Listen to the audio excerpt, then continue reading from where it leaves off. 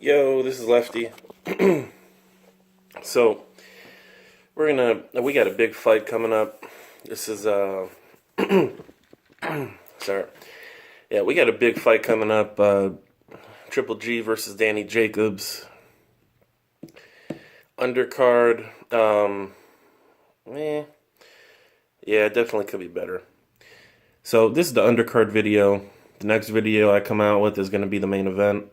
But let's get to it. So this undercard, I really wish they would have the Carlos Cuadras versus Roman Gonzalez fight, the rematch, on this card. Instead, they have them in separate fights. Obviously, to use Triple G's name value and recognition in order to build up a later HBO main event date. I hate that. I hate that they did this to this card. So the card is really top heavy. You're going to see world-class talent, but all in different fights.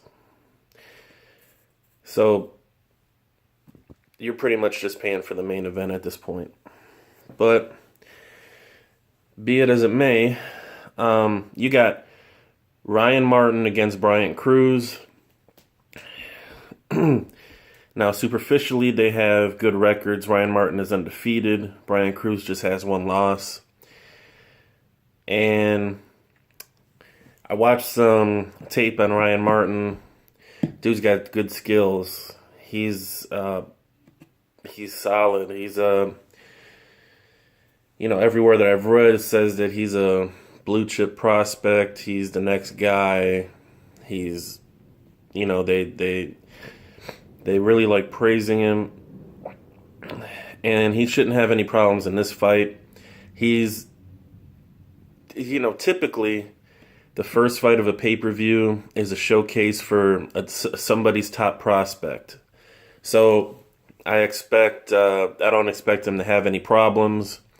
I look deeper into Bryant Cruz. He's got one fight since December 2015. And when you're a young fighter, you want to stay active. Actually, you just want to stay active all the time. But, he's got one loss, and the one guy he lost to is now 13-3. So that tells me something about his skill level. Ryan Martin should have no problem getting him out of there before the 6th round. That's my prediction for that fight. Then you got Carlos Cuadras against David Carmona. Now, Carlos Cuadras really showed his class in the Roman Gonzalez fight. Some people might have even had Cuadras winning. Roman Gonzalez hadn't looked that vulnerable in a long time. David Carmona is his record's 23-5. So 20 wins, 3 losses, 5 draws. I don't know how you get 5 draws, but he's had one fight since October 2015, and he's 25 years old. Once again, you want to stay active when you're a young fighter. However, he did go 12 rounds with the top young Japanese fighter Ino? Is that how you spell his name? His name has like 4 vowels in it. I don't know how to say it. If you're below 122 pounds, I probably don't have that much knowledge about those divisions. However, I do know that Japanese fighter is good, and this guy went all 12 rounds with him. Now, he lost every round, and he lost every minute of every round. However, I would like to see as a statement Carlos Cuadras knock this guy out, just because I see Cuadras, Roman Gonzalez, and the Japanese fighter as the 3 top guys in those lower divisions. And to do something that the other guy couldn't do is basically, is how you want to come out. Especially if you're going to be rematching Roman Gonzalez. You knock this guy out, something that the Japanese fighter couldn't do. And then you had a controversial close decision loss against the guy that you're rematching. That's a heck of a way to build up that HBO main event that's coming up later. So I want to see that happen. And the guy's been inactive enough to the point where he shouldn't be sharp enough to really slip Quadras' shots. So I want to see Quadras get him out of there. Now, Roman Gonzalez. As I mentioned, he looked really vulnerable against Quadras. I don't think he can handle another division up, but he's in the same weight class he was in last time, I want to say. And this guy that he's fighting, hold on, his name is Wisaxel Wangek. Can't make it up. So, anyway,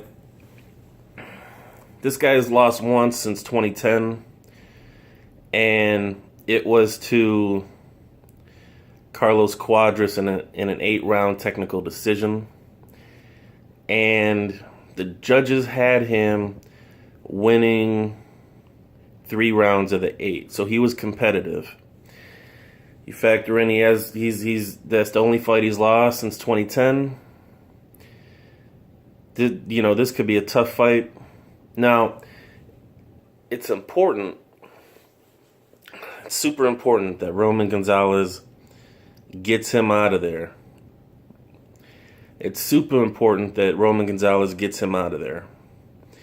Because if he doesn't get him out of there and has a tougher than expected fight, it says that he's not the same at this division as he was last time. Fighting bigger guys, taking bigger punches, just carrying weight that he's not used to carrying. I think this is a if he has trouble with this guy, he should probably move back down, or else he risks losing against Carlos Quadras. Now, another reason why he's got to get this guy out of there is it'll be 3 tough fights in a row. It'll be a war against Quadras, it'll be this fight, and then Carlos Quadras is going to rematch him. If he doesn't get this guy out of there early, he's got to, his career might be shortened. So I think there's more urgency than what people think on this Roman Gonzalez fight. Because you don't want to have 3 fights like that back to back to back if this guy is better than expected.